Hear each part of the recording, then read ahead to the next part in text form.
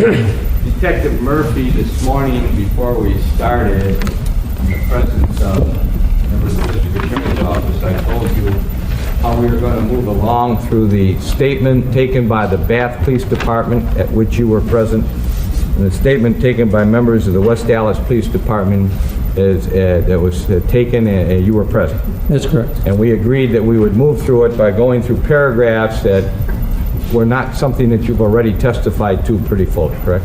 Yes. Okay. Regards to the Bath Police Department statement, there was a statement taken by the officers from the Bath Police Department on 2 different dates, correct? That's correct. When was the first one, please? July 26th. Okay. Referring to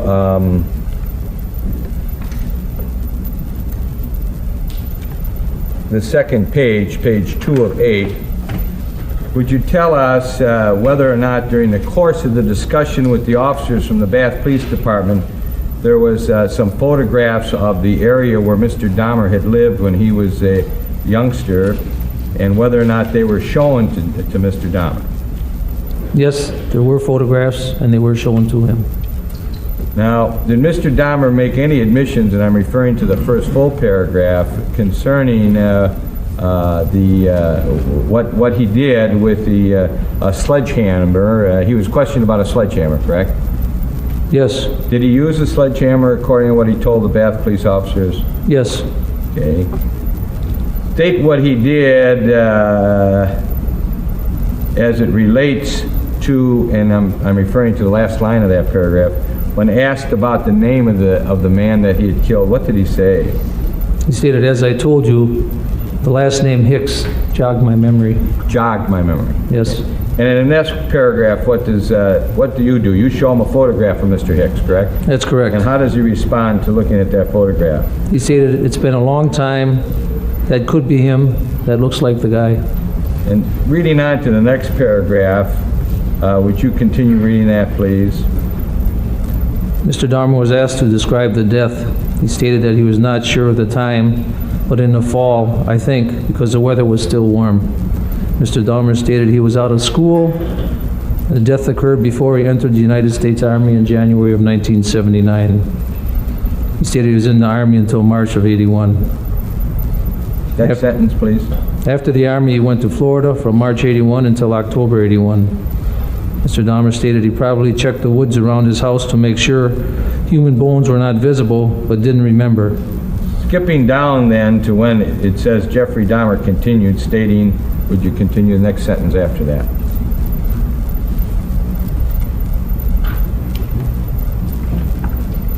Mr. Dahmer continued, stating, in the early afternoon, late evening, around 5 p.m., he was driving down Cleveland-Massillon Road toward the mall area when he saw a white male, approximately 18 years old, picked up the male and drove past the fire department. He then made a U-turn and went to his house at 4480 West Bath Road. Mr. Dahmer thought at that time he was living on West Bath Road by himself. His father had moved from the residence because of domestic problems to a motel 5 to 10 miles away. His mother had taken his brother and moved to Chippewa Falls, Wisconsin. Mr. Dahmer started talking about buying some pot and something like that with this white male. They had some beers, which were in the refrigerator. Mr. Dahmer stated he didn't think he had sex this time with the person he killed. The guy was sitting there drinking beer in the bedroom area. The male wanted to leave, and Mr. Dahmer wanted him to stay. He stated, I hit him in the head with a pipe from the weight set, parentheses, a barbell. He then strangled the male from the back with the same pipe. Mr. Dahmer stated, I panicked. Skipping down to a statement asked of him about when was the last time he was in Bath, Ohio, did he not state it was not since 83 or 84? Right, he believed it was since 1983 or 84. Now, when I say skipping the next paragraph, it's because we agreed that it's either been so testified to or it's irrelevant, so we're trying to move it along, correct? That's correct. All right, and anything else that you feel is important or counsel does, you'll bring out. Skip the next paragraph and when they asked about whether or not he had ever been talked to when living in Bath by any members of the police department for cutting open dead animals. What did he say? You skipping that or? No, reading that part. Okay. That place. He was asked if he had ever been told talked to when living in Bath by any member of the Bath Police Department for cutting open dead animals. Mr. Dahmer stated that no one from the Bath Police Department had ever talked to him about that, but he had experimented with animals dead on the roadway when he was in his middle teens, maybe 15 or 16 years old. He says that's when he began experimenting with roadkills. Continue on, please. He stated, my main concern is getting these people identified so this can end for everybody. I want to get them all identified so this can be cleared up from beginning to end. Ohio was the first one, then no more until Wisconsin. I blacked out and it started again. Next paragraph, please. Mr. Dahmer recalled working at a Holiday Inn. He was unsure which one, right after high school for a short time. He did not remember working while in high school. On page 4 of 8, on the third paragraph, would you read what he tells those officers in response to their questions, please? He stated, I can't change the past, that's for sure. I would if I could, but I would have to start many years ago. I can't see any light at the end of the tunnel, but that's my fault.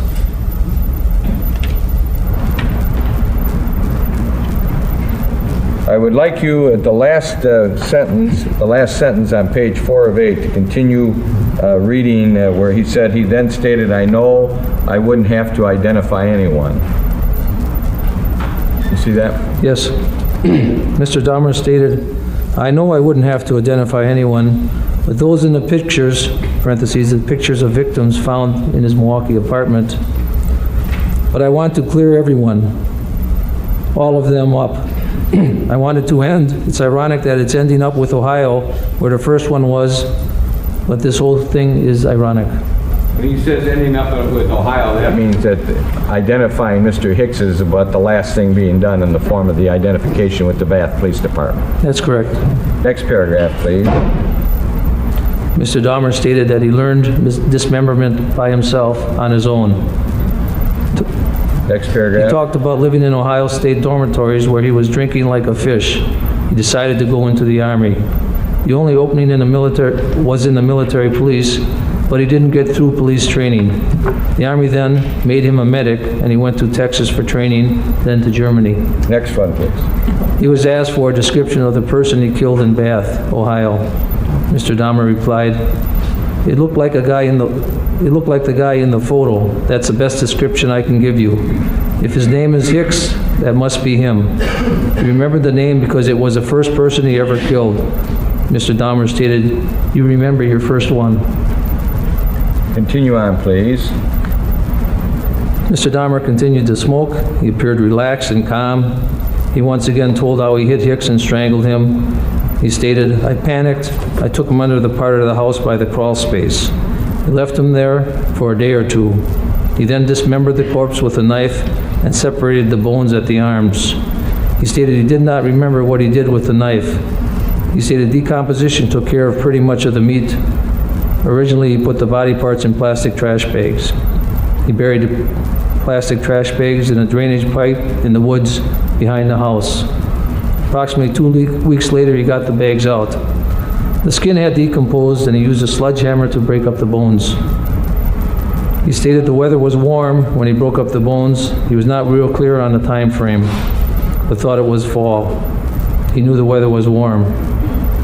He stated when he first picked up the hitchhiker, he discussed smoking pot.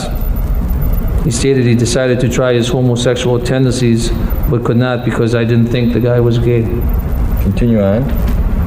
He described the male hitchhiker as a white male, 18 years old, brownish length, shoulder hair, slim build, a little shorter than him.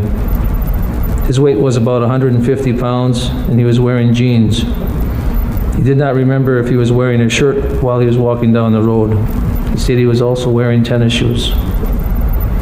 He stated he took the victim's clothing to the location used to burn trash by his father, and this was where he burned the clothing and his identification. Now would you go on to page 6 of 8 and start with the paragraph on July the 26th, 1991 at 1:50 p.m. a detective showed Mr. Dahmer a second photograph of Mr. Hicks. Continue on, please. Mr. Dahmer was shown a second photograph of Stephen Hicks. It was the original photograph provided by the Summit County Sheriff's Office, which was provided by the Hicks family. He looked at this photograph and stated, "Yes, that looks like him. I could make a positive identification from that photo." Continue on. Mr. Dahmer stated regarding the accuracy of his identification, he stated, "I'm not doing this to appease you. I want to get it right. I wouldn't do this if I didn't want to do it right." He then initialed the photograph. Now, continuing on to the last paragraph in that page where he was questioned regarding any dismemberment of animals, would you continue on, please? He stated between 15 and 16 years of age, he experimented with animals he found dead along the roadway. He did not kill any of the animals. He did experiment 5 or 6 times. He cut the animals open to see what they looked like inside. He recalled one large dog that he took the meat off the carcass. See, some of them he picked up along the roadway while riding on his bicycle. Okay, now going on to not the next paragraph, paragraph after that. He was questioned about Mr. Hicks. What did he state? He stated when Mr. Hicks was picked up, he wasn't wearing a shirt. Mr. Hicks didn't look like a street person. Stated when asked why he killed him, he stated, "I didn't want him to leave." Stephen Hicks was sitting in Mr. Dahmer's bedroom chair when he hit him and knocked him out with the pipe. He used the same pipe, a barbell, to strangle Mr. Hicks to death from the back. And then that paragraph after next were about his driving, please. He stated he did not drive in the United States Army or when living in Florida or in Milwaukee and never had a Wisconsin driver's license. He could not afford a car. He never lived in the state of Arizona. I would like you to start with the last sentence on that same page where they started interviewing Mr. Dahmer about the possibilities of his participation in satanic activities. Mr. Dahmer was interviewed regarding his participation in satanic activities. He stated he never studied Satanism but had an interest in it when he lived in Milwaukee, Wisconsin. He used to have some reading material in Satanism. When interviewed further about what he read, he stated the Satanic Bible, a book by Anthony LaVey. He stated that at the time of the murders, he was relating to the material he read. He stated, "I suppose I related to the 9 satanic beliefs." When asked if this was a cause for the murders, Mr. Dahmer stated, "No, but it probably fueled it. I never had any ritualized rituals." Next paragraph, please. He was asked the reason for the murders, what the reason for the murders was, and he stated, "For my own warped, selfish desire for self-gratification." He was asked a second time, and he again stated, "For my own warped, selfish desires for self-gratification." Next paragraph. He was interviewed whether or not he had any assistance from anyone in these murders, and he stated no. He had no assistance from anyone in any of these deaths. That means he did them all by himself. That's correct. Next paragraph. He was thanked for his cooperation in providing the details in the death of Stephen M. Hicks. He advised by Detective Karabasis the Hicks family would finally know what happened to their son. Mr. Dahmer was asked if it would be necessary to obtain additional information and details after reviewing notes and getting back to Ohio by Detective Muncie, and if he could continue to answer questions. Mr. Dahmer stated that he would continue to cooperate and answer any questions that he would be asked. Read the next, not the next paragraph or the next one, but the one after that, where the officer assures Mr. Dahmer about Ohio's law. Mr. Dahmer was assured by the Ohio investigators that Ohio did not have the death penalty in 1978. He replied, "I wish Ohio had the death penalty." Next paragraph, please. Mr. Dahmer was told that he probably would have criminal charges filed against him in Ohio, and he replied, "Of course, I understand I will." He then stated, "This whole thing is ironic. It's like it's been orchestrated. It's odd." And that concluded the interview. That's correct. Would you be kind enough then to tell us about the second interview with the Bath Police Department, when that took place? Was that on August the 8th, 1991?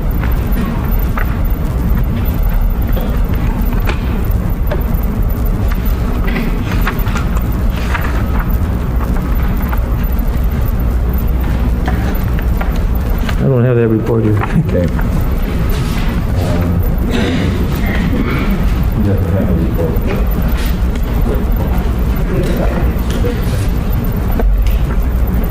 I've just been given by Ms. White the August 8th interview. And I'd ask you to take a look at that. You're aware of that, are you not? Yes. Yeah, I want you to go to the start of the 4th paragraph on page 1 of 8 concerning Mr. Dahmer being advised regarding a telephone call from Detective Kennedy to the Bath Police Department after conversations with him the previous evening. Would you continue reading there, please? Mr. Dahmer expressed a willingness to answer additional questions concerning the death of Stephen Hicks. Mr. Dahmer, on August 8th, excuse me, Mr. Dahmer was advised of and waived his Miranda rights. He was also advised that he did not have to answer any questions based on the desire of his attorney. Mr. Dahmer expressed a willingness to cooperate and answer questions regarding the death of Stephen Hicks. He expressed this willingness to cooperate even against the advice of his attorney. Next paragraph. After advising Mr. Dahmer of his Miranda rights and the right to refuse additional questions against the advice of counsel, he was asked if he would provide a statement to that effect. Mr. Dahmer indicated that he would and wrote out the following. I, Jeffrey Dahmer, agree on my own free will to talk with Detective Muncie and Karabatsis.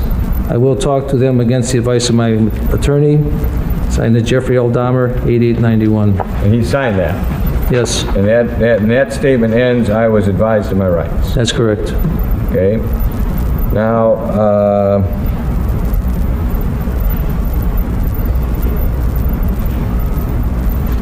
I want you to go to the next page and tell us what occurred at that interview, starting what was said in the second last paragraph on page 2, please. Mr. Dahmer was interviewed regarding the necklace worn by Stephen Hicks. He stated it appeared to be a metal necklace with his old braces on it. I don't remember if it had a metal chain or thread. He stated the necklace probably was a small metal chain because the braces are not that big. Mr. Dahmer was showed photographs taken during the search of the Chahoga River, and he asked if the photographs were on the opposite side of the water treatment plant. He advised the photographs were taken on the opposite side of the water treatment plant. Mr. Dahmer asked if he could better identify the area he threw things into the river. He looked at the photograph and stated, like I said before, I stopped in the middle of the bridge. I didn't throw anything very far, maybe 10 feet out. See, that's all the details I can give you without pictures, with or without pictures. Would you go to page 4 of 8? And I would like you to start with the last sentence. Jeffrey Dahmer was interviewed regarding his animal experimentation.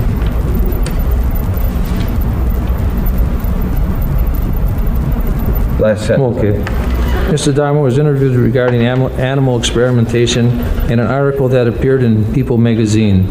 A dead dog impaled on a stick was found in the woods near the Dahmer residence. Mr. Dahmer was shown 2 photocopies provided by the Bath Police Department by a citizen. After these photographs, the citizen stated these photographs were taken in the 1970s.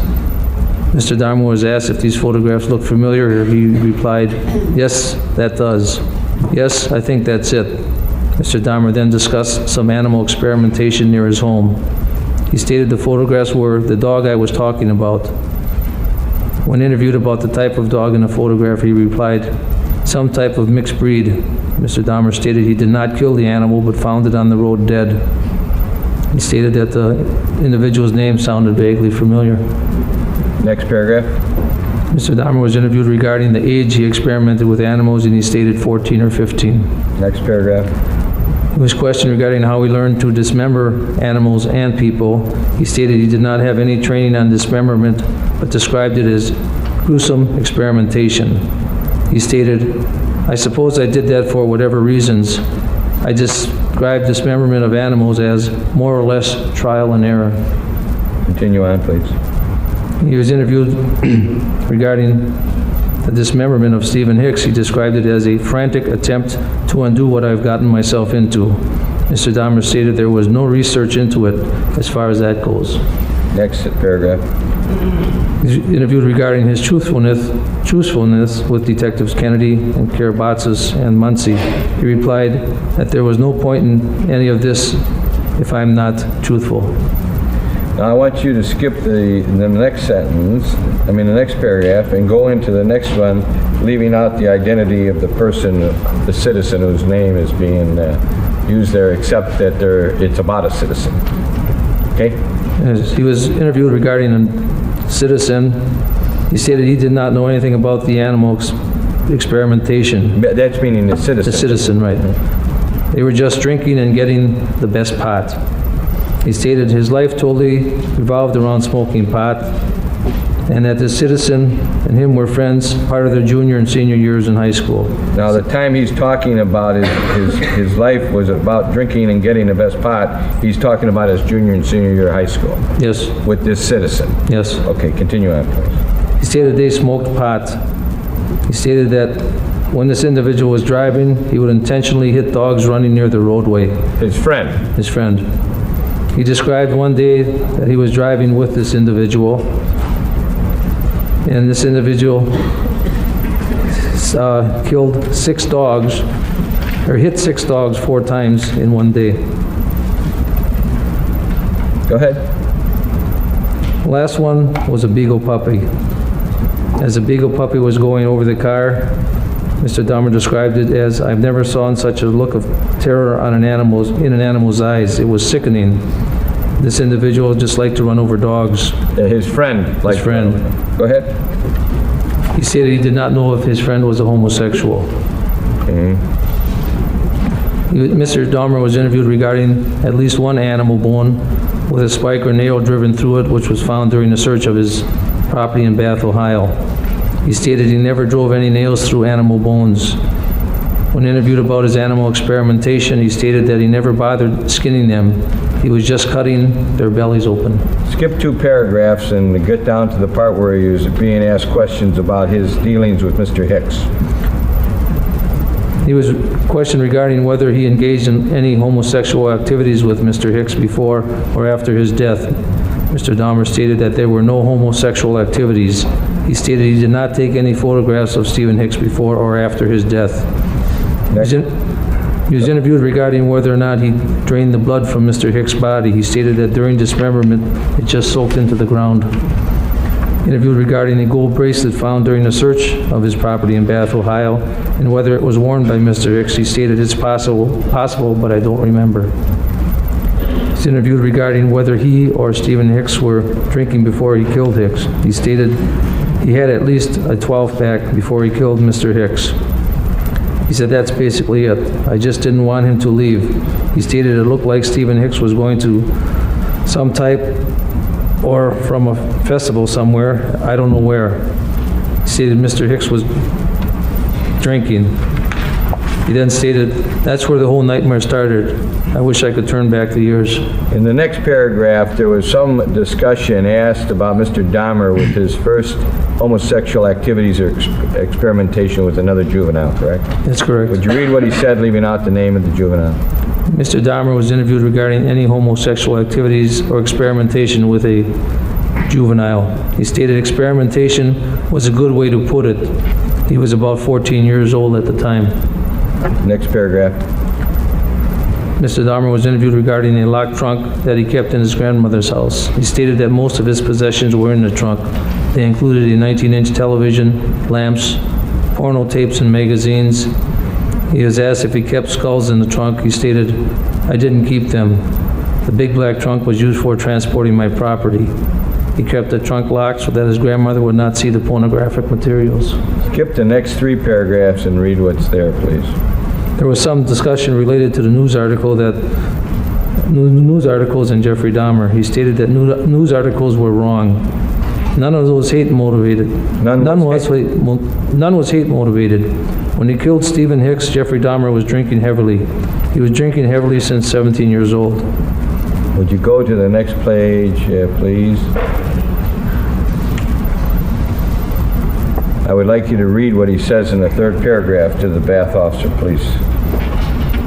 He was asked about any other murders he was involved in, or if there were any questions or information this officer forgot to ask him.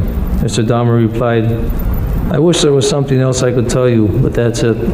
That completed the discussion that he had for the most part with the Bath Police Department, correct? Yes. I'd like you to go now to the West Dallas Police Department. And that is the, starting at page 295. I would like you to tell us and read at 3:50 p.m., that's on that page, would you start telling us what is present there, please? At 3:50 p.m., Lieutenant Reese and Detective Milwaukee of West Dallas, along with myself, spoke with Mr. Dahmer. He stated that he moved in with his grandmother in West Dallas on South 57th Street in 1981, just before the Christmas holidays. He stated he did yard work for her and she would cook meals for him. Now, before you go into the next sentence, he began to work at some place soon after living with his grandmother, correct? That's correct. And then he goes on to talk about his work with another company in Milwaukee where he started in 84, 85. That's correct. Continue on, please. He stated that he would frequent homosexual taverns in Milwaukee, such as the 219 Club, C'est La Vie, La Cage, and the Phoenix. All bars that are located in the area of South 2nd Street in Milwaukee between Pittsburgh and National Avenue. He stated that the first incident he had at his grandmother's home was in November of 84 or 85. He stated that he was staying at the Ambassador Hotel, 2308 West Wisconsin, with another party. He stated that he was a white male, 5'8", 140 pounds, approximately 25 years old. He was unable to provide us with the victim's name. He stated that he was drinking heavily with this male and Mr. Dahmer passed out. He stated that when he woke up later in the morning, he found the male dead in his bed. Mr. Dahmer stated that it looked like he beat the male on the chest with his fist due to the injuries the male had.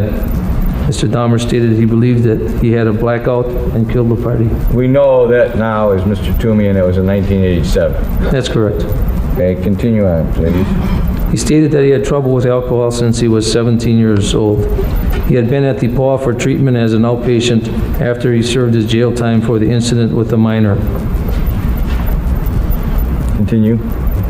He was convicted of sexual enticement of a child on May 24th, 1989, and served 10 months at the Milwaukee County House of Correction, a violation he was arrested for on 9/27/88 by the Milwaukee Police Department. Go ahead, next one. He stated that after he found the male dead in his bed, he panicked. He stated that he went to the Grand Avenue Mall and purchased a large suitcase. He then returned to the Ambassador and placed the body inside the suitcase and called a cab. He stated he brought the body to his grandmother's house in West Dallas and placed it in the basement. He was asked why he killed some males and not the others, and he stated, "You can't get a constant supply of sleeping pills." He also stated that the males he did not kill, he was not interested in them. He was asked if he killed only those males that he had feelings for or was attracted to. He stated that this was true.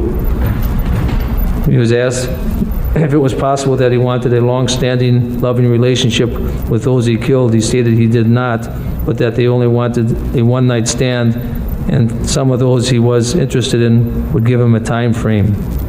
He stated that they would tell him they had to leave by a certain time, and he wanted them to stay. Detective Murphy, I believe you misread something, and I'd ask you to reread that. I asked Dahmer if he killed only those males that he had feelings for and was attracted to. He stated that was true.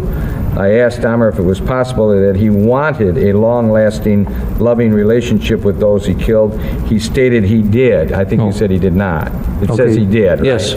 But they only wanted a one-night stand, and some of those he was interested in would give him a time frame.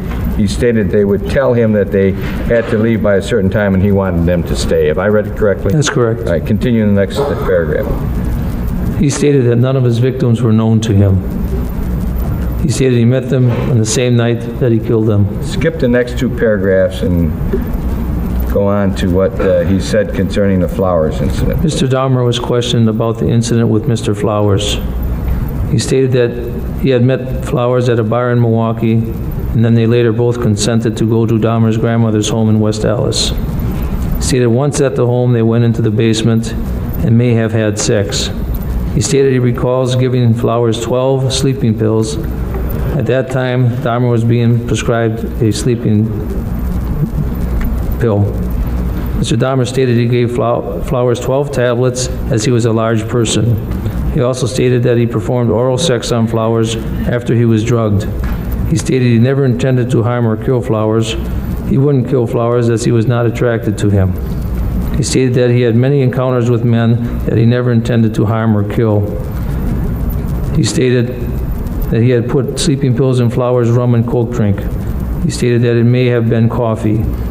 His reason for drugging Flowers was that it was getting late and he was not sure if he would consent to sex or not. He admitted taking $80 from Mr. Flowers' wallet. He stated that he may have also taken a gold chain, and if he did take the chain, he does not have it any longer. He probably threw it away. He denied taking more than $80 and did remember Mr. Flowers having other money in the wallet. He stated that his grandmother did see the two of them in the basement together. He recalled her being upset over this and her telling him that Flowers had to leave as he was not allowed to have guests in the home. He stated that he walked Flowers to the bus stop on 57th and Lincoln. He stated that Flowers was still very groggy when he put him on the bus. Now, I'd like you to move on, skip the next few pages and go to page 385, I think 385.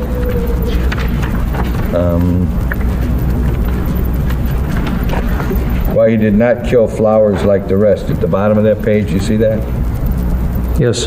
Would you read that paragraph, please? He was asked why he did not kill Flowers like all the rest. He stated that Flowers was too big, not his type, and would have created too much noise. Going on to the next page, and in the middle of the page, Dahmer was informed that we wanted to speak with and attempted to confirm the identity of the last victim. Would you read that? He stated that every day he had been thinking about ways he could help us identify the victim. He stated that he wanted to do this to assist us and to make it easier on the families. He stated he did recall his victim having a slight mustache and an appendectomy scar on his stomach. He stated that when he first viewed the photo array, which included a photo of Mr. Dockstader, something clicked with him. He stated that he was unsure of making a positive identity at the time as he recalled the victim looking older. He stated he is now 75% sure of the identification based on the photograph. He also stated, referring to the photograph, "He is the closest I've seen." Regarding the identity of Mr. Dockstader as the last victim, Mr. Dahmer stated, "We should go with him, and he's probably the one," and also stated, "I'm sure he's the one." Okay. Would you now go to, I don't have a page number on here, so if I may approach Detective Murphy and show him on that.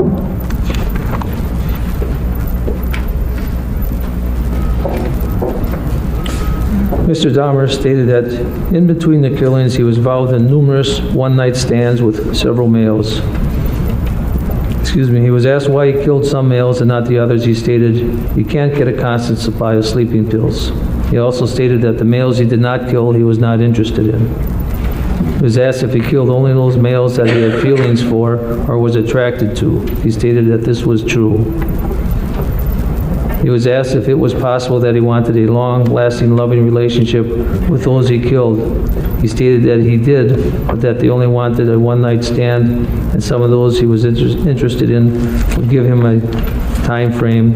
He stated that he would tell them they had to leave by a certain time, and he wanted them to stay. I believe that's the same one. Okay. Is that just a remark? Okay. Right. Is that true of the rest of the pages that I asked you to take a look at? Has that all been read by you?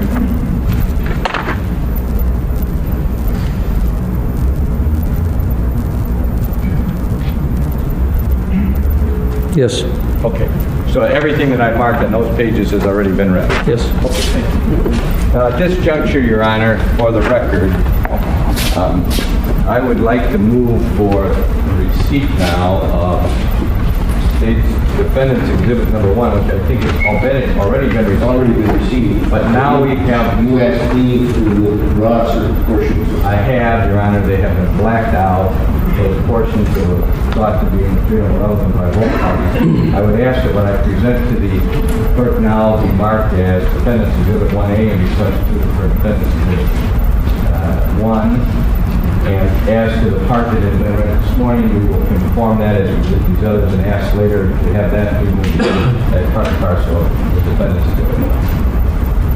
Your Honor, Mr. Boyle informed me this morning, actually a few minutes before we started, what he was taking out. There were a couple of things that he didn't go into, just some brief paragraphs that I am going to go into.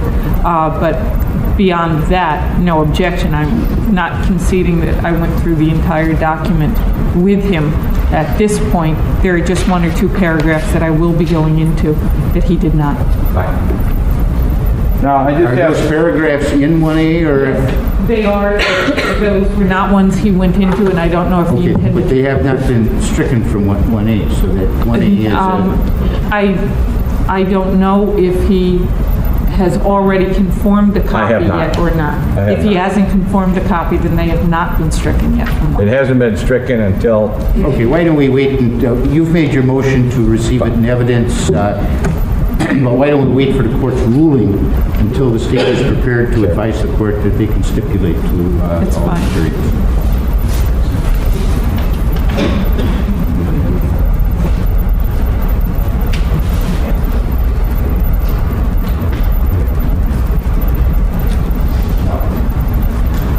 You mark this, please.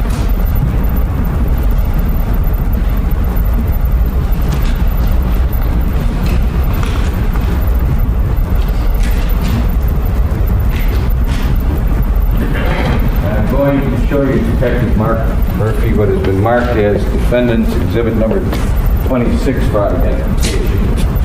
I might inform you, Your Honor, that this is only for the purposes of foundation. And I'm going to ask Detective Murphy a few questions concerning that document for foundation purposes. Detective Murphy, sometime back, I presented to the Milwaukee Police Department some portions of of what's in the document 26, correct? That's correct. And what that was the attempt of myself and my office to understand what various things Mr. Dahmer did according to the confession that was taken by yourself and West Dallas in Bath. Correct? Yes. And you've had that. Yes, I do. There are 26 some categories that are broken down into in that regard, are there not? That's correct. And you've had a chance to look at our attempts to try and have that conform to the confession. Yes, I did. I'm not asking you if it does or does not, I'm just asking you, that clearly was told to you would be our attempt, correct? That's correct. Then also in that document, as explained to you, was the same information that we received from Mr. Dahmer after talking to him ourselves. Yes. And that's also in there. Yes, excerpts of that, And yes. I'm not asking you whether that's true or incorrect, I just want to lay the foundation for what's in the document, correct? That's correct. And then there's a computer printout of the 26 categories. That's correct. And that's our attempt to show the difference or it's our attempt to show what was said to you and what was said to us on a category by category basis. Yes. Now, I want to ask you whether or not, just on the information you know from your investigation of the Dahmer matter and based upon what he told you, were any victims of Mr. Dahmer's murders tortured before death? None that I know of. Your Honor, I'm going to object to the phrase of that question. He said, based on your investigation and what we told you. No, I don't think I did. I didn't mean to say that, I apologize. I'll withdraw I the thought question. that's what he did. Thank you. Did Mr. Dahmer and you discuss whether or not he tortured anyone before death? Yes. And how many people did he tell you he tortured before death? None. Was your investigation show that he was not telling you the truth when he told you that? No. So he was, as far as you know, that was a truthful statement. That's correct. How many of the people that he killed did he drug before death? All but one. And which one did he not drug before death? Mr. Hicks. As far as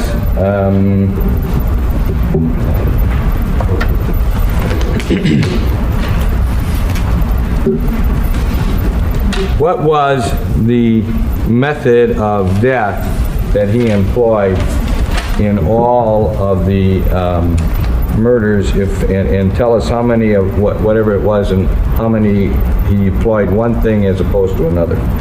Understand my question? Yes. The method of death in all the murders was strangulation, except for one where he cut his throat. All strangulation? Yes. What method of strangulation? Either manually with a strap, and in one case, the barbell. Can you tell us how many of these victims did he keep body parts of? Kept body parts.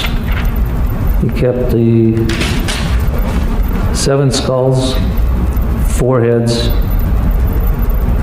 hearts of 2 victims, bicep, When did he start? genitals of 2 victims, hands, a scalp, and pieces of flesh from another victim in the freezer. The place of death? Where was the place of death? Either one case at the Ambassador Hotel, the rest, 3 at his grandmother's, and the rest at his apartment in Milwaukee, and 1 in Bath, Ohio. How about photos of the parties both before and after death? He took photos of 12 victims. Some just before death. I mean, 1 just before death, the rest were all after death. Can you tell us when he started taking photos? From his, he started keeping photos from the 5th victim on. He took photos earlier but disposed of them. How about the first time he started keeping body parts? That was Mr. Sears. And that was victim number? Going with Mr. Hicks, it was victim number 5. There was various types of sex both before and after death with all of the parties, was there not? Yes, there was sex before, and before death with 14, after death was 5. When did he start eating body parts? With victim number 6. When did he first start drilling, using a drill relative to any of the victims? What victim was that? I'd have to check and see which victim. Please.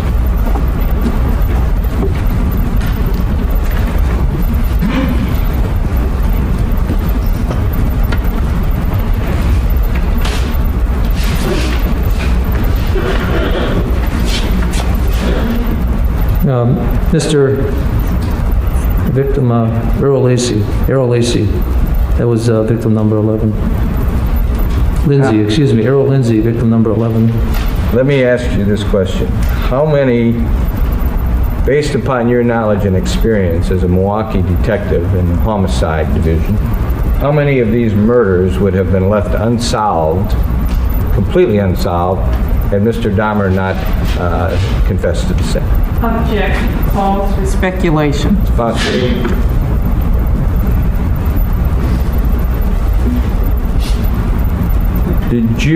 Can you tell us at the time that you were talking to Mr. Dahmer, how many people, identity, did you know that he had killed prior to his telling you the identity of the person? On the initial Yes, sir. interview, we had no concrete evidence of any of the victims aside from the body parts we had recovered at the time I started to talk to him. At the time that Mr. Dahmer admitted to you his killing as to each and every victim, did you know, or was there other evidence that you knew of that caused you to believe that Mr. Dahmer had been responsible for that killing? Yes. As you were talking to Mr. Dahmer, he was providing you with corroboration that in fact the person whose name you were bringing to his attention was in fact someone he had killed. That's correct.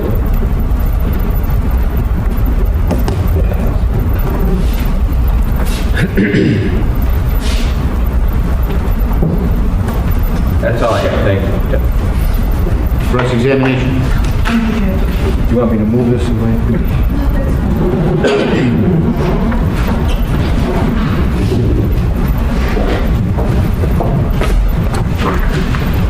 Detective Murphy, starting with that last point, at the time of the beginning of this investigation,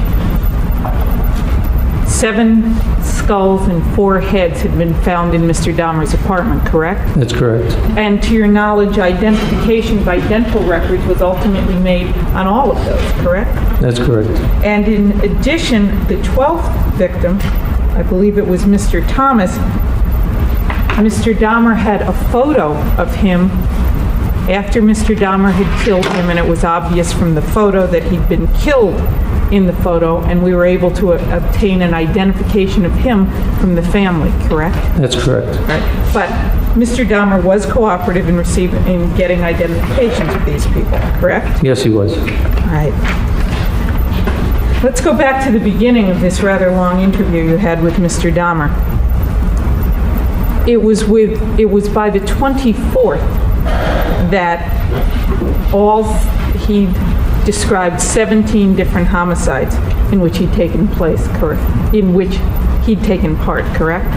Yes, that's correct. All right. And from that time on, no additional homicides were admitted to by Mr. Dahmer, correct? That's correct. And from your investigation, you had no reason to believe he was involved in additional homicides by the end of this investigation, did you?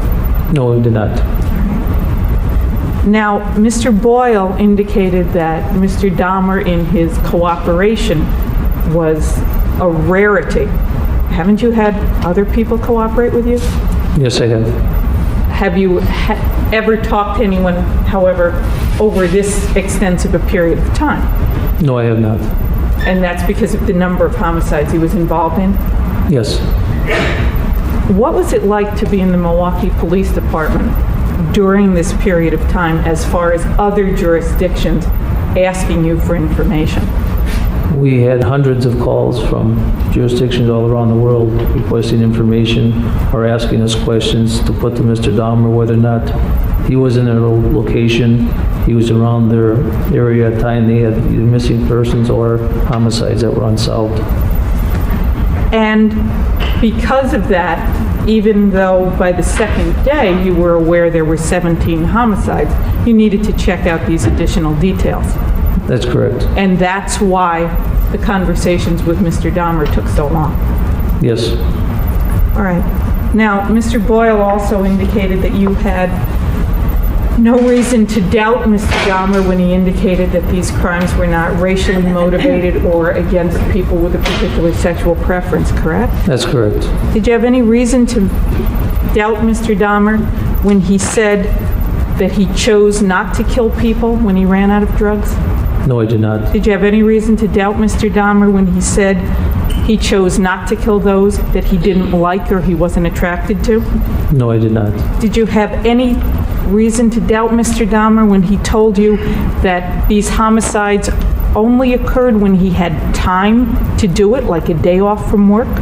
No, I did not. Did you have any reason to doubt Mr. Dahmer when he told you that he chose victims who didn't have cars so he wouldn't have that piece of evidence to get rid of?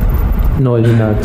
Did you have any reason to doubt Mr. Dahmer when he said that he actually didn't want to kill, so he used alcohol to make himself able to kill?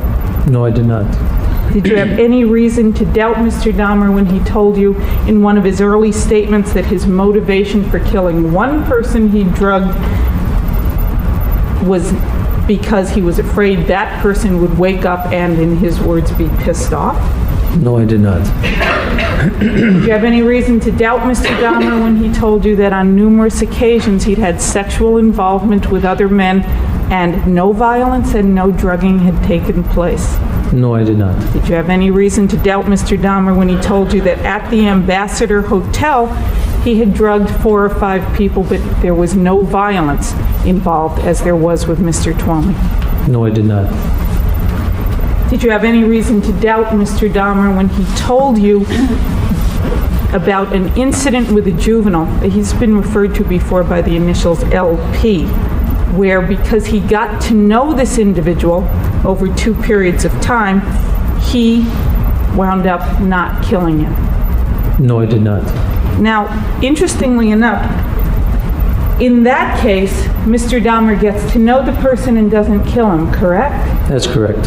And yet he later says he wanted a loving relationship with these people, but they didn't, and so he killed them? Yes, he did. Let's talk about Mr. Dahmer and two incidents that you've described. One, Ronald Flowers, and one, Anthony Sears. Both of these people were brought back to his grandmother's house in West Dallas, correct? That's correct. Did Mr. Dahmer tell you in the case of Ronald Flowers that prior to leaving his grandmother's house, he crushed up the sleeping tablets for whatever person he might meet and bring back to his house? Yes, he did. Did he tell you in the case of Anthony Sears that prior to leaving his grandmother's house, he crushed up the sleeping tablets for whatever person he'd bring back? Yes, he did. In the case of Ronald Flowers, did he tell you that he had the cab drop them off some distance from his grandmother's house so he couldn't be connected with a specific address? Yes, he did. In the case of Anthony Sears, did he tell you that he had the person that gave them a ride there drop him off several blocks away from where his grandmother's house was so he could not be connected with a specific address? Yes, he did.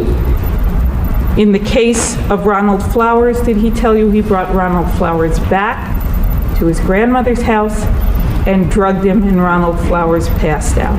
Yes, he did.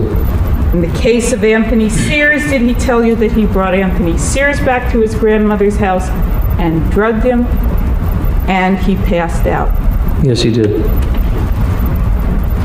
His grandmother saw Ronald Flowers, correct? That's correct. Ronald Flowers, because his grandmother saw him, remained alive, according to Mr. Dahmer, correct? That's correct. Anthony Sears died, correct? That's correct. Now, at one point in the last West Dallas statement, he said he wasn't as attracted to Ronald Flowers, correct?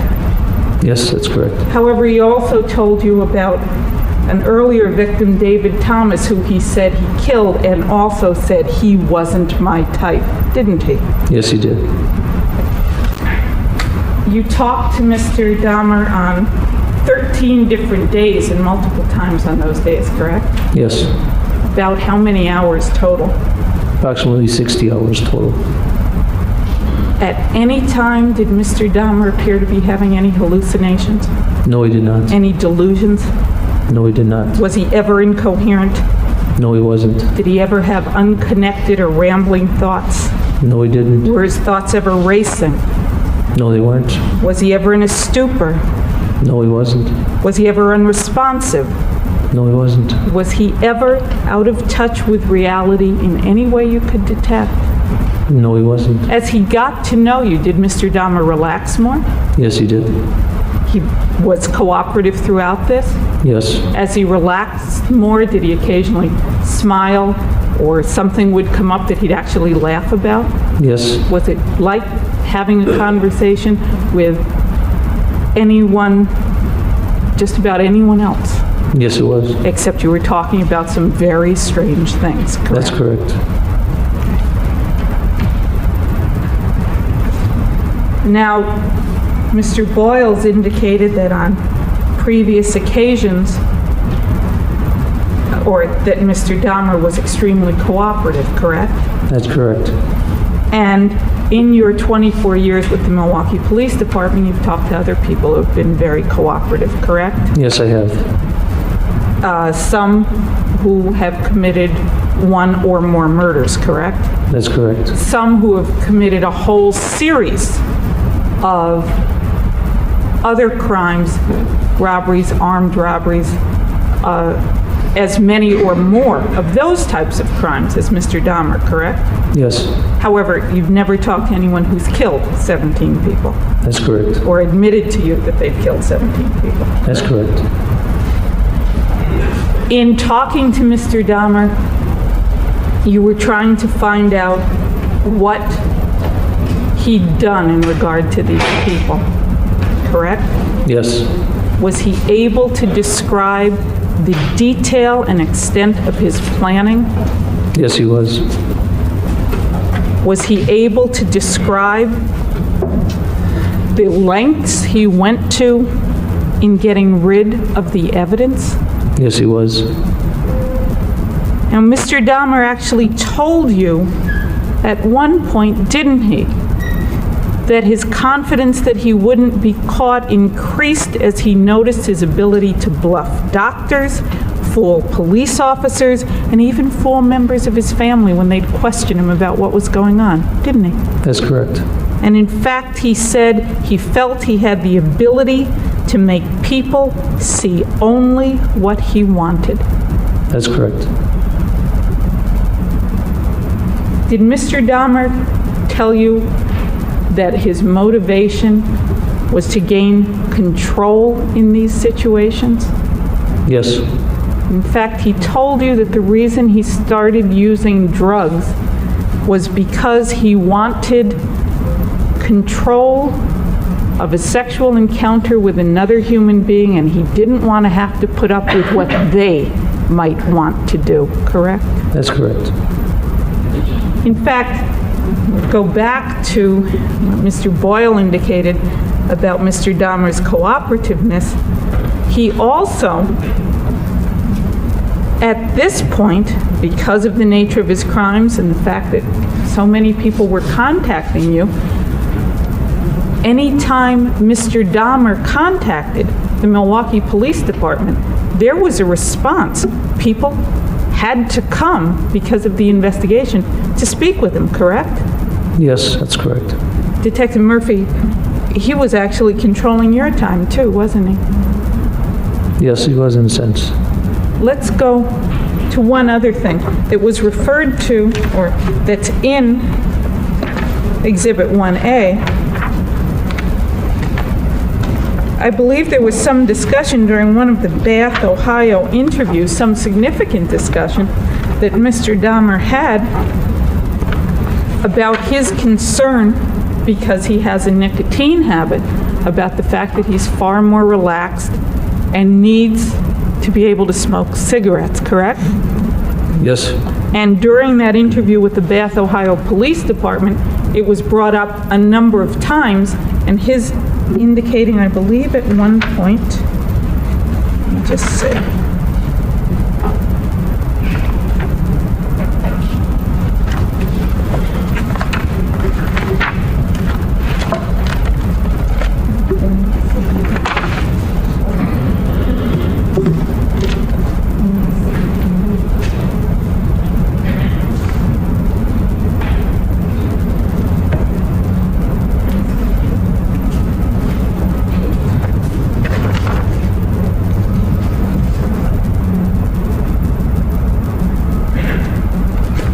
I believe he said, and it's quoted, "I wouldn't be so insistent, but I know this is the last time to have a few cigarettes. This is a high-stress time for me." That would be on page 4 of 8 in the interview of July 26th, correct? That's correct. And I believe in the same interview, he said, and this is on page 3 of 8, "I will go into more detail with you if I get some smokes. I know you've come all the way from Ohio, and it doesn't make sense that you won't let me smoke. That will be the thing that makes this much easier for me. I know it sounds like a trivial thing, but when you don't have anything else to hold on to, I've been smoking since I was in the Army," correct? That's correct. Now, most of the later interviews occurred over at the Milwaukee Police Department through an order to produce, correct? That's correct. And when he'd contact you, Mr. Dahmer was allowed to smoke, correct? That's correct. And one of the reasons that the Milwaukee Police Department wanted that was because you were seeking information for yourself and other jurisdictions, and if he was more cooperative when he smoked, that was to your benefit too, correct? That's correct. Right.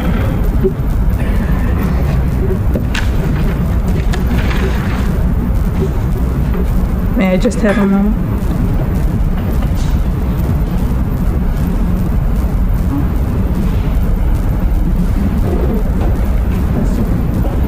Now, it's clear you've been a Milwaukee police officer for 24 years. Yes, And in that period of time, you've talked to any number of people.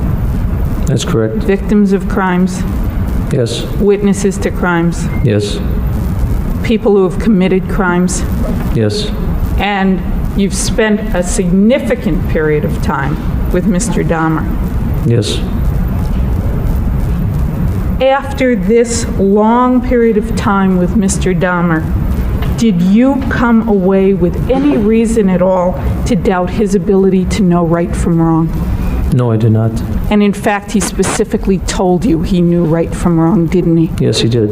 And did you come away with any reason at all to doubt Mr. Dahmer's ability to control his conduct? And I'm gonna object to the form of that question. He has no foundation to render that type of medical psychiatric opinion without a better foundation. Let me phrase it this way. In the way Mr. Dahmer described what he had done, did he describe conduct which, from your experience and knowledge, was controlled? Yes, he did. Did he ever give a reason for why he killed so many people? Yes, he did. And what was that reason? For his own warped, selfish desire for self-gratification. But Mr. Dahmer was cooperative, correct? Yes, he was. And in that cooperation, he identified the people that he killed, one in Ohio and specifically 16 in Wisconsin. 15 he was charged with, and one he could not recall specifically how the person died, and therefore was not charged. That's correct.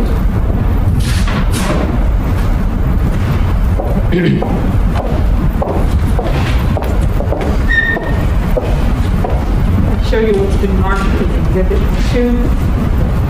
We've asked you to identify who that's a photograph of. This is a photograph from Stephen Toomey from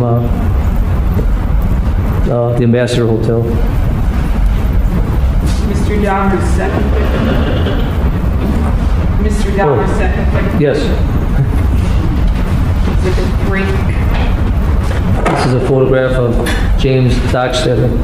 Well, for the record, this has been brought to my attention that counsel has pictures of all these victims, and they are marked individually. They're now being shown to the jury without their first being received in the evidence. I have no objection to all of the pictures being received in the evidence. I have no objection to them being shown to the jury. Counsel indicated she was going to ask the court to allow them to be published. I have discussed that with my client. I have told him that I see no basis to object to those pictures being received of these victims.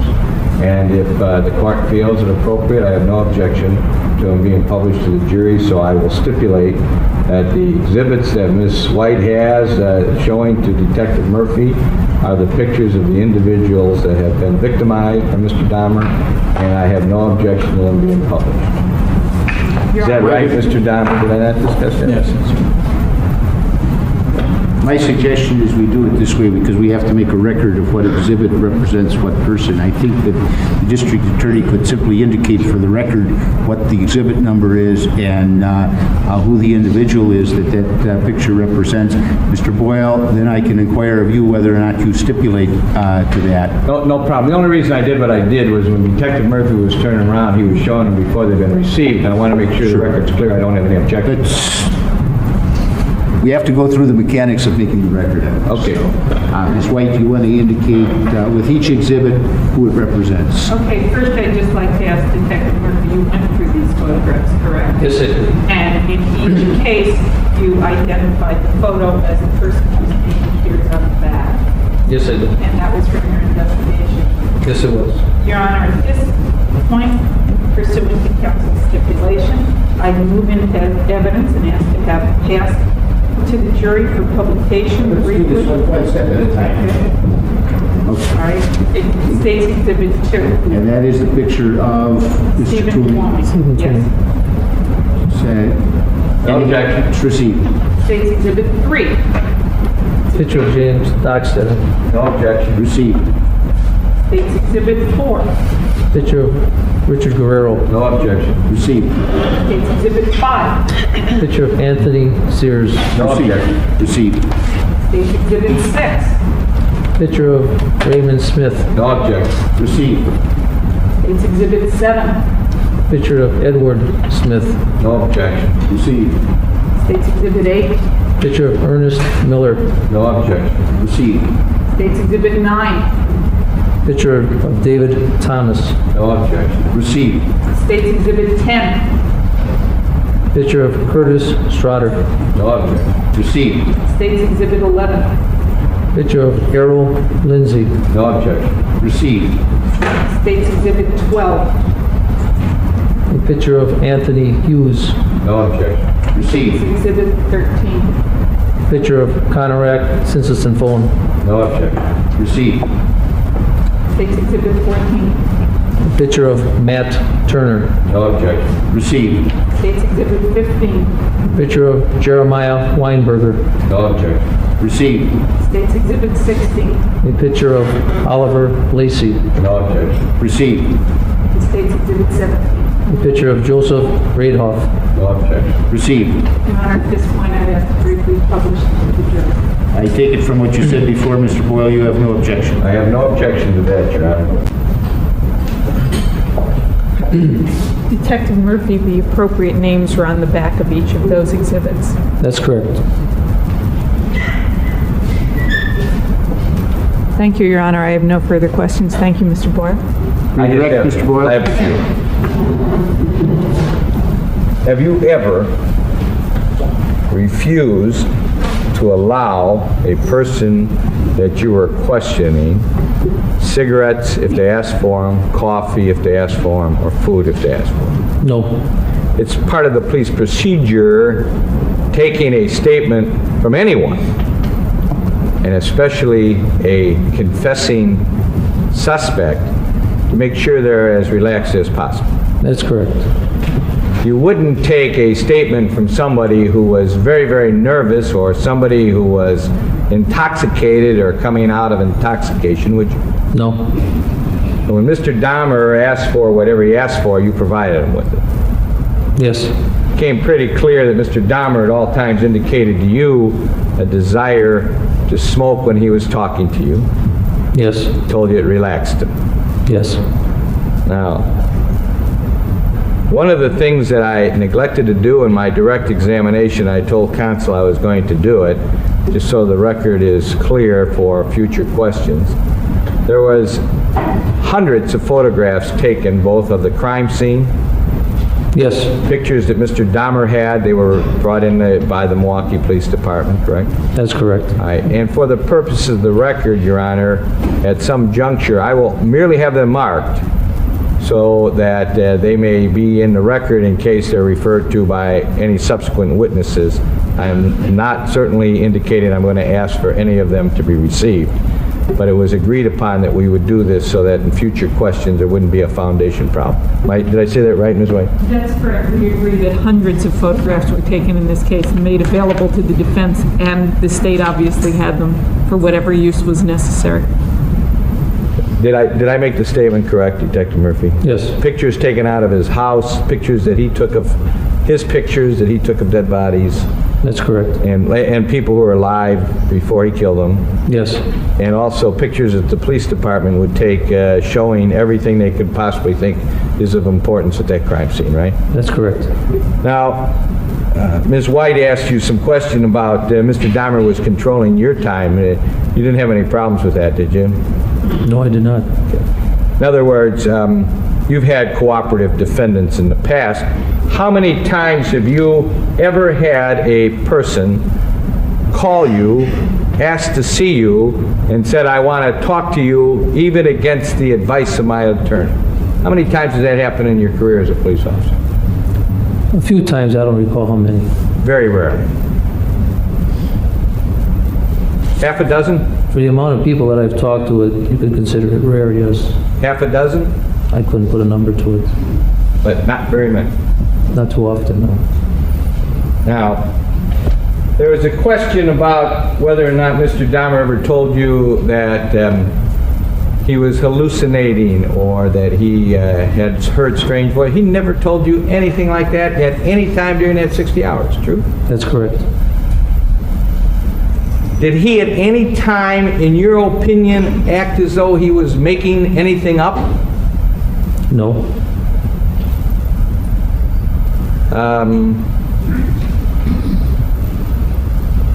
You didn't tape his discussions, did you? No, I did not. There's no phonographic recording of them. No, there isn't. There is no other type of other than your typewritten notes. We have no other record of his discussions with you, Detective Kennedy, and the other officers, correct?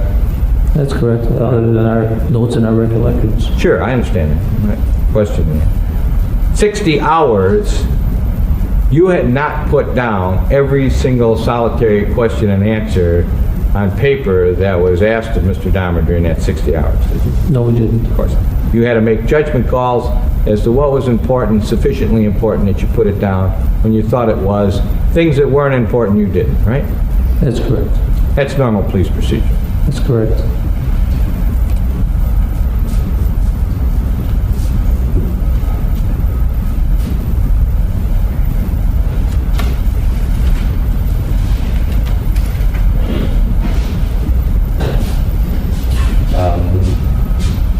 That's all I have. Thank you.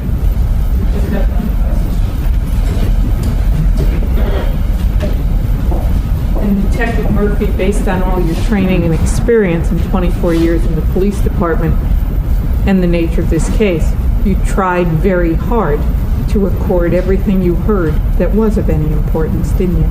Yes, we did. Nothing further. I have nothing further. Okay. You may step down, sir. This time we'll take a recess. I'd just like to inform the court that my next witness has been summoned. We'll probably take 10 or 15 minutes tops, and we'd be prepared to go. Okay? It'll be 15 minutes. Now, where do you reside? In what city or locality, please? I live in Baltimore, Maryland. And you are married? Yes, sir. What is your profession or occupation? I'm a physician and I specialize in psychiatry. Are you a doctor of medicine? Yes, sir, I am a doctor of medicine. Do you hold any other formal degrees other than the doctor of medicine? Well, besides my MD degree, which is the doctor of medicine, I have a bachelor's degree, a master's degree, and also a PhD degree.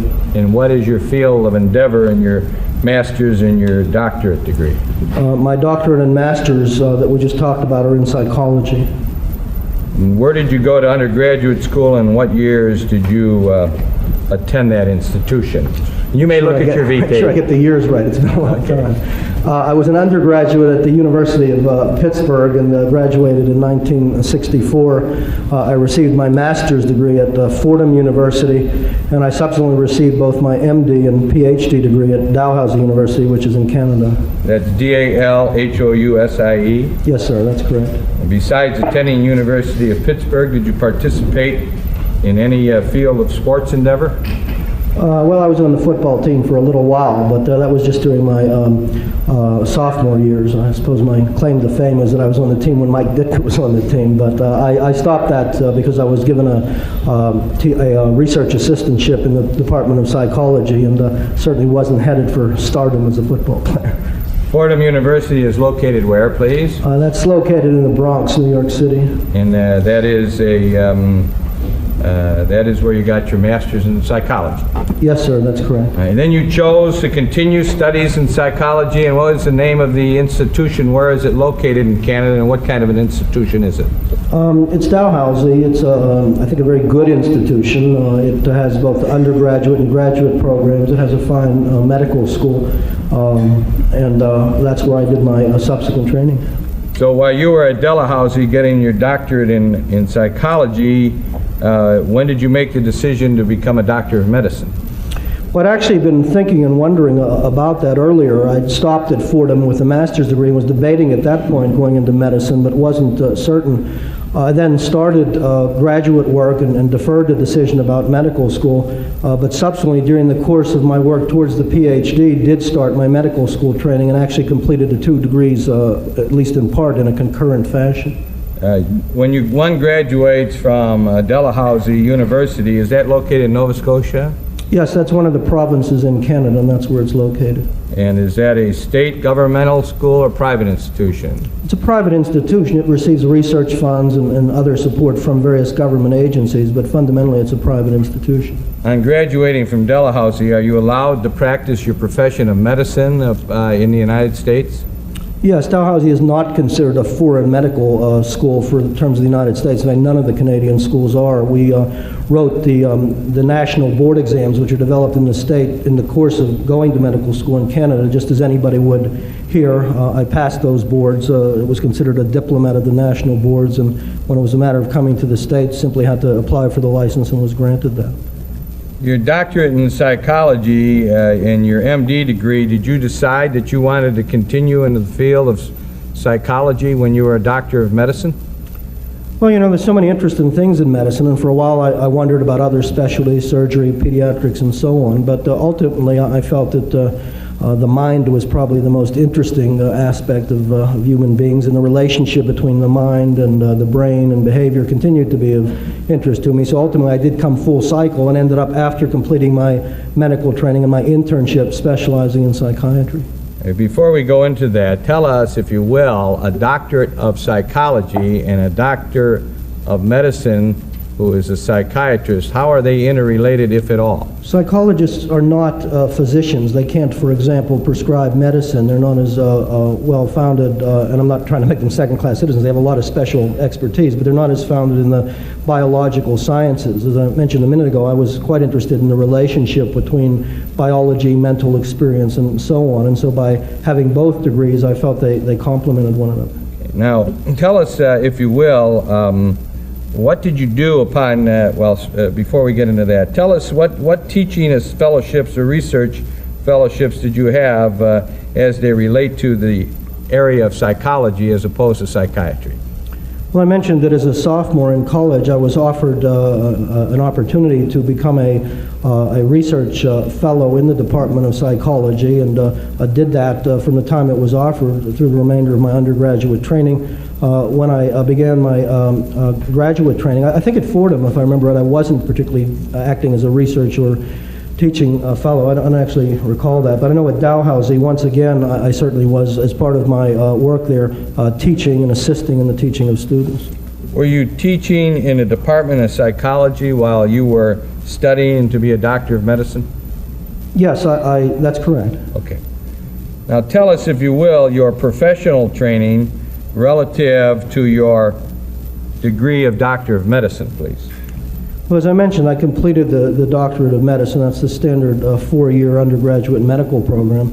I subsequently did a year of medical internship at McGill University in Montreal. Tell us about that institution. What is McGill University and where you did your internship? What kind of... I think probably more people have heard of McGill than Dalhousie. I think it's considered one of the top medical schools in the world.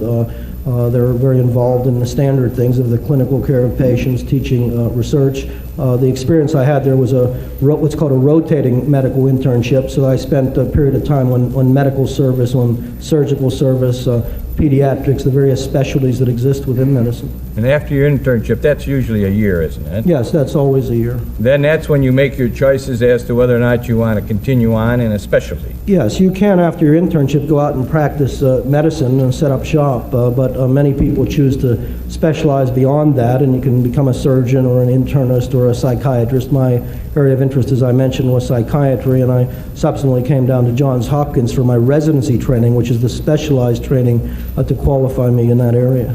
And how long were you at Johns Hopkins University studying your chosen specialty of psychiatry? Again, I'll check the years. It's been a while, but I came in 1975, spent a couple of years at Hopkins getting my training, Johns Hopkins then selects one of their residents in training each year to go for 6 months to the Maudsley Hospital in London, England, as part of an exchange program with that institution. So I spent 6 months during my training in London, England, furthering my education. I subsequently came back to Hopkins and finished up as the chief resident in psychiatry at Johns Hopkins, and it was after that that I came on to the staff, initially at the level of an assistant professor. At the time you were chief resident, how many chief residents are there in the Department of Psychiatry and Behavioral Science at Johns Hopkins? At the time I was chief resident, I was the only one in psychiatry who was the chief resident. And how many people were studying the specialty of psychiatry at The size of the residency training program at that time was, and again, it's been a while, probably about 30 people, but not to mislead you, they're not going to pick someone for chief resident unless it's someone out of the senior class, so I was probably picked out of a group of, less than a dozen people, something like that. As the chief resident of the Department of Psychiatry and Behavioral Science at Johns Hopkins in the year 77-78, what were your duties and responsibilities relative to that position? Well, as the name kind of suggests, to oversee all of the other residents in their training. Some of it was purely administrative, dealing with issues of scheduling, when the doctors would be on call in the hospital and so on. Others had to do with teaching, being able to assist and supervise in the care of patients, those sorts of things. I want to ask you about your current position. What is your current positions? Well, there are several instances. I'll give the ones that I suppose are relevant here. In terms of Johns Hopkins Hospital, I'm a full-time physician on the staff at Johns Hopkins Hospital. In terms of my medical school appointment, I'm an associate professor at the Johns Hopkins University School of Medicine. And perhaps of relevance here, I'm also the director of the Sexual Disorders Clinic. Said that quickly, director of the Sexual Disorders Clinic at Johns Hopkins. Johns Hopkins is located in Baltimore, Maryland. Yes, sir. Tell us about that institution. Well, I don't want to just sound like I'm bragging about my home place, but I went to Hopkins because it has such a wonderful reputation. I don't think there'd be much argument that it's certainly one of the finest, if not the finest, medical school around. A recent survey, for example, of physicians around the country that was published in U.S. News and World Report rated Hopkins as the #1 medical school in the country, if not the world. Now, I don't know how much those surveys mean. Others, I'm sure, would claim that they're #1, but it's certainly a very fine institution. How large is the Johns Hopkins University Hospital? Oh, gosh, I don't know the exact answer. It really has a number of buildings that coalesce that represent the various specialties, psychiatry, neurosurgery, neurology, and so on. Certainly there are thousands of patients in any given year that go through that facility to receive care. The teaching of all the Johns Hopkins medical students is done under the auspices of the hospital. A large research effort there. So it's a very, very large institution. Does it also have an undergraduate school? Yes, sir. The campus for the undergraduate school is a bit removed from the hospital, but it has a very fine undergraduate school.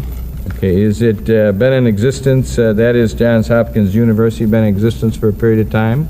Yeah, I don't remember when it started, but I know in psychiatry, for example, the first psychiatric program in the country to be affiliated with a major medical institution was the Phipps Clinic. That started at Hopkins probably about 90 years or so ago, and Hopkins was a pretty going concern even at that point. Some of those famous leaders in medicine, Halsted, well, I'm not going to name drop, but many, many fine doctors have been through that institution. How old is the institution, Johns Hopkins University? Founded in... I'm not really sure. I suspect it goes back, 150 years, something like that. It's been around for a very long time. What type of funding is it? Is it a private, state, national? Well, it's a private institution. You get, I guess, your name to be there if you're the initial benefactor. So it was named after the person who helped get it established. It receives lots of funds, though. There are many funds, for example, from the federal government to support various sorts of research. There's many donations made from the private sector. So those would be some of the things I'd say in response to your question. You say you are the associate professor in the Department of Psychiatry and Behavioral Science. When did you become a member of the faculty? Yeah, I don't think I'm the associate professor. No, I I'm one of the said associate yeah, I understand. professors. And associate professor. Gosh, when I started, I mentioned as soon as I completed my residency, I was given an appointment as an assistant professor. I was subsequently promoted to associate professor. It was probably about 5 years later. I frankly don't remember exactly when that took place. What is the next step within the institution if you're an associate professor? The only step above that would be a full professor. And do you anticipate that taking place? Well, we'll see. I hope so. How does one get to be a full professor? Well, first of all, you need to be around for a while in most cases and go up the ladder. Basically, at Hopkins, they're looking for people who have distinguished themselves or seen as leaders in the country, if not in the world. I think they take great pride in what it means to have a professorship there. And you're on that track? I hope so. Okay. Tell me what, you indicated that you're the director of the Sexual Disorders Clinic at Johns Hopkins University. Is that affiliated with the Department of Psychiatry and Behavioral Sciences? Yes, it's within the Department of Psychiatry and Behavioral Sciences. Tell us what the Sexual Disorders Clinic is and what you do relative to being the director and how it came into existence. Well, I think one of the most ignored areas in psychiatry has been the sexual area. There's a lot of strong emotion about issues surrounding human sexuality, but there's been not very much done in terms of scientific study, in terms of trying to teach in an objective fashion, in terms of research. Some folks have done things. I don't mean to deprecate what others have done, but it's still an area that was quite lacking. And so I'm not only the director, I'm really the founder of the clinic as well. And we tried to establish a clinic recognizing that would both provide clinical care to patients where we felt we had something to offer who presented with a particular kind of sexual disorder. We also wanted to make sure we were doing teaching, training residents and medical students how to care for and diagnose and treat people with these kinds of difficulties. And as I mentioned, because there's a lot that isn't known, we wanted to have research as an aspect of that as well, and that's pretty much what goes on at the clinic. Tell me about your position relative to the Department of Psychiatry and its nexus with the hospital as far as being an attending physician. Do you have anything to do with people who are having psychiatric problems who are in the hospital? Yes, well, as an attending physician, I'm responsible for the care of people when they're in the hospital. The psychiatry department has 88 beds, made up of 4 units of 22 beds apiece. Go slow so I don't confuse people with the numbers, but each of those 4 units, in addition to being involved with the care and treatment of people with general psychiatric problems, also has a specialty focus. And one of the units, for example, they're interested in bulimia and anorexia nervosa as a specialty interest. One of the units is interested in psychiatric problems of the elderly. The particular ward that I'm involved in as an attending physician, in addition to having general patients, also has 8 beds set aside at any given point for the care and treatment of people with sexual difficulties. So there are people who go in as an inpatient, who remain there as a patient in the hospital? Yes, it's an acute stay hospital. They're usually only there for a period of about 3 weeks. I would be, if I was the attending physician on that unit at a given point in time, the doctor in whose name they're admitted and responsible for their overall supervision of their care would see them daily. There would also be residents and students and nurses and social workers and many others involved in their care as well. How does your clinic work?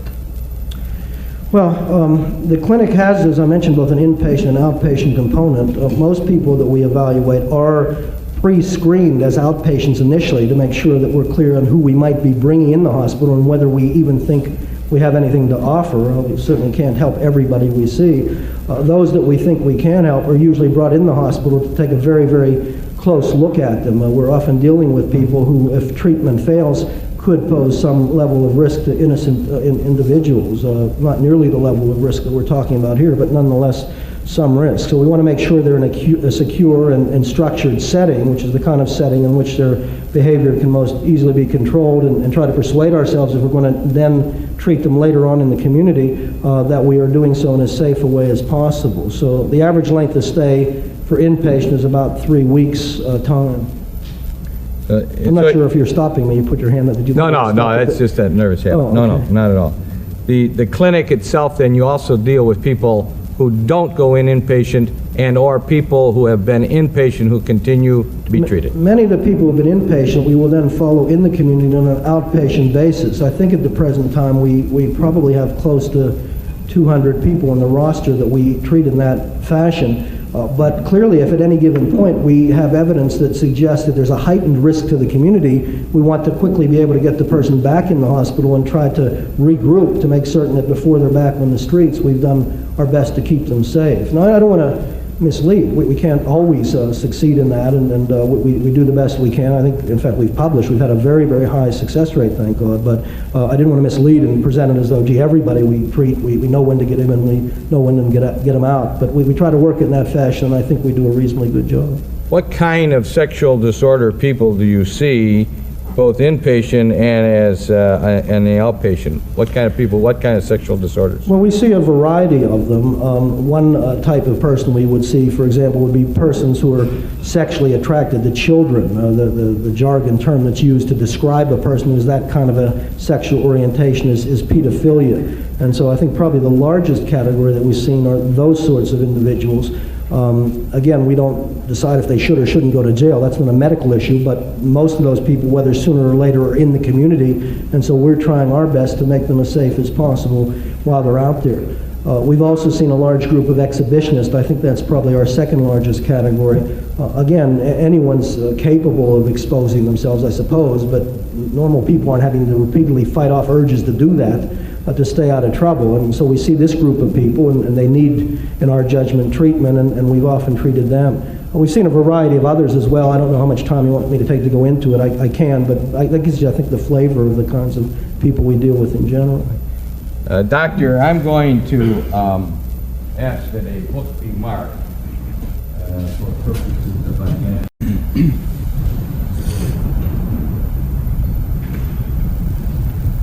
This is exhibit number 27. It's entitled The Diagnostic and Statistical Manual of Mental Disorders, 3rd edition revised. It has cap called DSM, Roman numeral 3-R. You're familiar with this book, are you not? Yes, sir. And doctor, did you have anything to do with working on the creation or the changes on things relating to sexual disorders as contained in that book? Yes, sir. Now, I have indicated to Mr. McCann that I would like you to open the book up to committees that served on various aspects of mental health and look to the area of the subcommittees on paraphilias. Do you have it in front of you? Yes, sir. Does that reflect that you were a member of a subcommittee on paraphilias?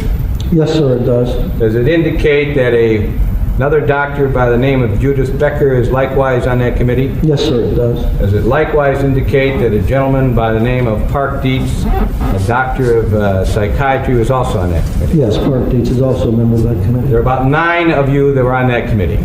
There's exactly 9 of us listed, if I'm counting this correctly, on that committee. Tell us what paraphilia is and what was the work of the subcommittee in which you were on in reference to whatever came about as a result of that DSM-3R. Okay. Well, paraphilia in layman's terms really refers to sexual deviation. The reason we didn't want to use the term sexual deviation is that it's sometimes used as a pejorative. It's used to call people names, that darn deviant sort of thing. And, you know, in psychiatry, we're not trying to call people names. We're trying to use shorthand to define that there's a particular problem that we're trying to address. So we use that big jargon, but it's really talking about people who experience unusual or different kinds of sexual desires than the rest of us. I think you asked how I became a member of the committee and what it's all about. Yes. Is that the question? This is really the book that helps to define for the psychiatric profession the nature of the various disorders. It's really part of a bigger kind of project that exists throughout medicine. There's what's called, for example, the ICD-9, the International Classification of Diseases, which would not only list psychiatric diseases, many of these, if not all of them, are in there, but would list the various medical conditions also. And the way the process works is that if a person is considered to be an expert in a particular area, they are invited to become a part of a particular subcommittee to try to help make certain that the information about diagnoses is as accurate and clear as possible. I'm flattered to say that I was one of the people who was seen to be a sufficient expertise to be invited by the American Psychiatric Association, who's responsible for this book, to participate and to help in this effort. Are there other things categorized as sexual disorders other than paraphilia?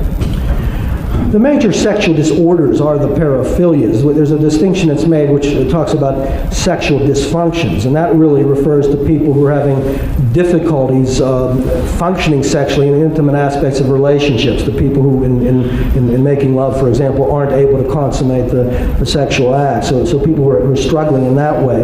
The disorders, though, really represent situations where someone is experiencing something very different in their mind from the rest of us as far as sexual arousal is concerned. Such as pedophilia. Such as pedophilia, such as exhibitionism, such as necrophilia. Necrophilia is what?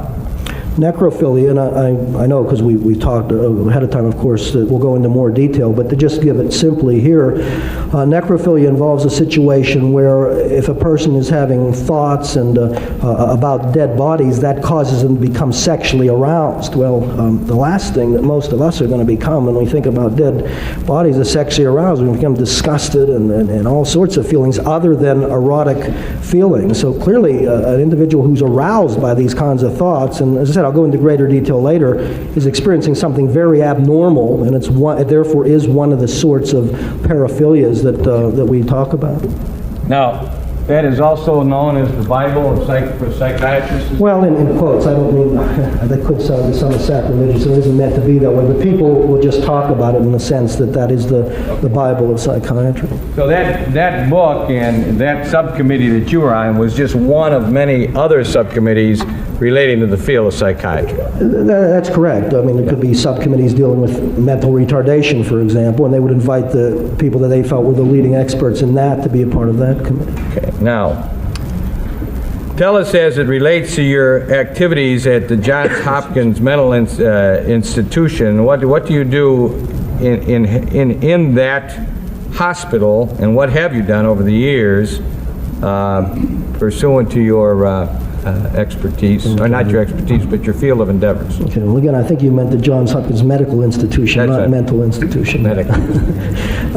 I have many responsibilities there. Again, I guess the way in which most of us on the staff think of our responsibilities in three major areas, teaching, research, and clinical care, and I'm involved in each of the three. I'm intimately involved in the teaching of residents and people in training, have published extensively the results of research that has been done. I think I probably covered it. If you want more detail, I can give it, but I think we've covered it. Fine. Tell us, over the years, have you been invited to participate in any government-related activities reference your specialty? Yes, and I can name a couple if that's what you want. Why don't you name the ones that you feel are important to the inquiry here? Okay. Well, I mean, I like to think that many of these are important, but I'll name the ones that I guess I'm flattered to have been asked to be a part of. I was, for example, an invited participant at a White House conference on sexual abuse. I've been invited to address a subcommittee of the United States Senate on the same matters. I've been invited to address colleges of judges in several states, including, I believe, if I remember right, this state about these matters. Been invited to participate in a conference directed by the New York Academy of Sciences. Was invited by the New York State Legislature, the Senate there, one of their committees. There are other things, but those are some of the ones that I'm certainly proud of. Have you spoken to people in the business of corrections in any states, such as Department of Corrections or Division of Corrections? Yes, well, I'm actually employed as a consultant by the Maryland Division of Corrections. I've helped, I've actually helped in some police investigations on unsolved crimes. I've lectured the police academies in various areas, their recruits on the area of sexual offenders and how that might relate to their investigations. I helped the Baltimore County Police prepare a teaching film on that matter. I'm sure there are others, but those are some examples of what I've done in that area. Just generally, you have made court appearances as an expert witness and a diagnosis and treatment of paraphilic disorders over the years? Yes, sir. My major job is not to be in court, but often, not often, at times it does bring me into court. I have testified on a number of occasions. You have written a lot, have you not? Yes, I think I probably have in excess of perhaps 40 publications, something in that area. You belong and you have made a number of professional presentations over the years? Yes, sir. You have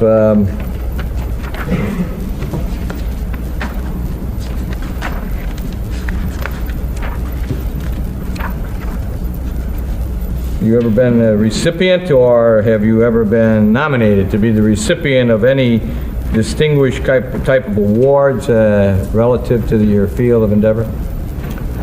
Oh gosh, I think I was nominated by the Society for the Scientific Study of Sex, a group that's trying to get this more objectively looked at for one of their research awards. I don't think I received it, but I do recall a nomination. Have you received any grants or any contracts from any known entities that deal with the type of problems that you've been talking about here this morning? Yes, sir. I was asked by folks at the National Institute of Mental Health through a contract to review, this was a number of years back, literature on sex offenses and to try and produce some abstracts and make material available that could be more readily utilized than having people read the original. So we did perform for the National Institute of Mental Health that kind of an abstract under a grant, under a contract. We received a grant from the Guggenheim Foundation, which is a large organization in New York that makes monies available, interested particularly in the area of human sexual aggression, where we actually tried to look at what kinds of chemicals are released in the brain when people get sexually aroused, and found, and this is very preliminary, I don't want to overstate it, but it looks as though the brain produces its own internal opiates when people become sexually aroused, which may help explain why in some cases there seems to be such an addicting-like quality for people in terms of their sexual needs. Can you tell us whether or not you are board certified in the field of psychiatry? Yes, sir. I'm board certified as a psychiatrist by the American Board of Psychiatry and Neurology. And to be board certified, what must you do, and what does that mean? First of all, you have to have completed your residency training as a psychiatrist. There are a couple of examinations beyond that. One is a written examination that is taken during the course of your training to become a specialist. The second is both written and oral, which means that you go and have experienced psychiatrists and neurologists. We have to know neurology fairly well too, question you and make sure that they feel you're up to par. And then if you pass those examinations and you're already a licensed physician and you've completed your education, you're certified as a specialist in that particular area. What is the study of neurology, and how does that differ from, and how is it related to psychiatry? Well, neurology, of course, has very much to do with the nervous system. The brain is kind of the major organ of the nervous system, and so neurology and psychiatry often overlaps, particularly for those of us who are interested in the biological basis of mental experience. So there's quite a bit in common there, and it's important that neurologists know a certain amount of psychiatry, and important that psychiatrists know a certain amount of neurology. Your professional memberships, would you give us some idea of what they are? Oh gosh, I don't know that they mean very much, but I'm a member of the American Psychiatric Association, the American Medical Association, the American Academy of Psychiatry and the Law, the American College of Forensic Psychiatry. There's a list of them, but... What is forensic psychiatry?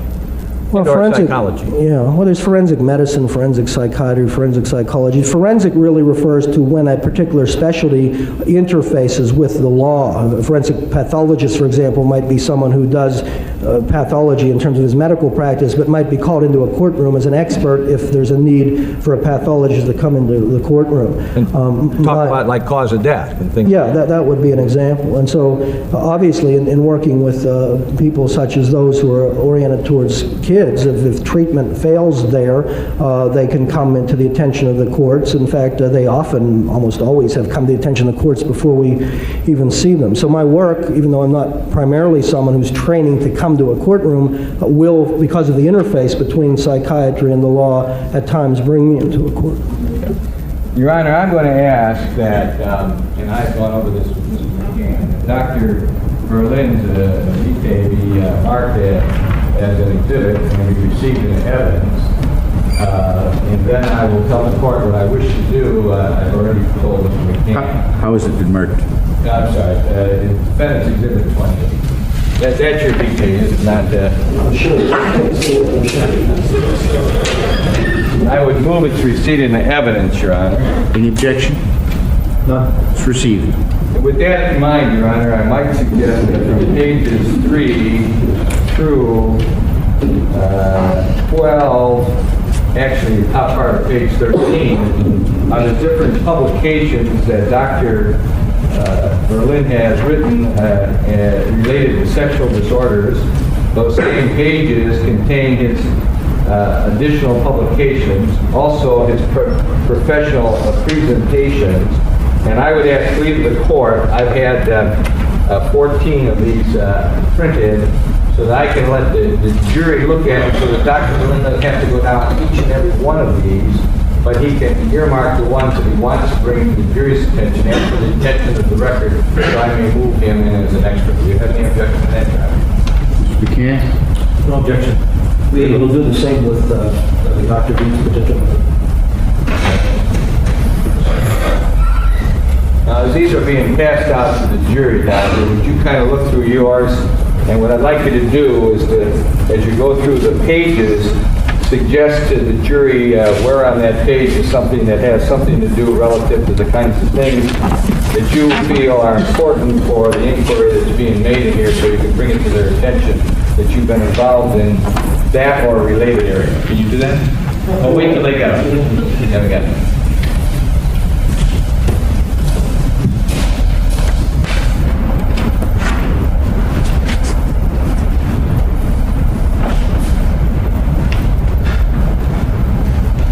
Okay, I think they have them now, Doctor. So if you'll just kind of give us a general idea of these publications, what they had to do with, and which ones you feel you want to highlight, if any.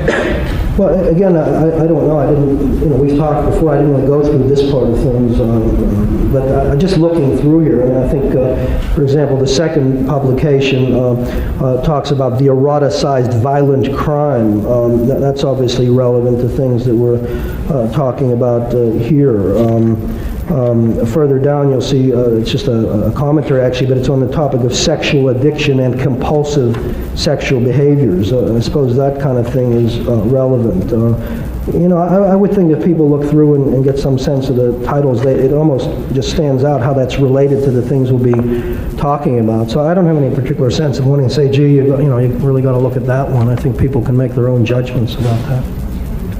I would ask you to look on page 5, where it says Gaffney, Laurie, and Berlin. Is there familiar transmission of pedophilia? Journal of Nervous and Mental Diseases. Right. You are familiar with and have written for that journal?